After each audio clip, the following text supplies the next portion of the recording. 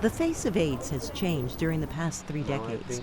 It is now impossible to tell who has the disease and who does not. Treatment has come a long way, allowing people infected with what was once a death sentence to live normal, productive lives.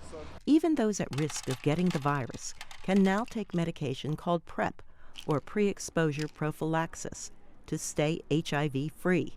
It's just the latest weapon in the growing medical arsenal against AIDS. It's the most powerful new tool in prevention we've had in a generation of research.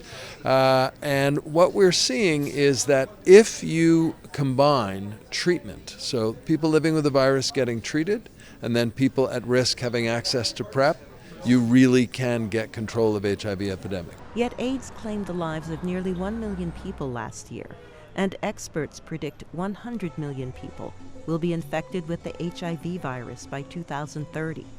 The reasons? Complacency, reduced funding for AIDS research and treatment, and the difficulty of reaching those at risk for contracting the virus. And then there is stigma and flagging government interest. When we talk to ministers of finance, they always say to me, I thought HIV was over because I don't see anybody dying.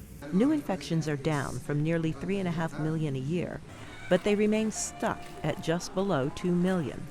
There are 17 million people infected with HIV who cannot be reached. Men who have sex with men, IV drug users, sex workers and their clients, and transgender people.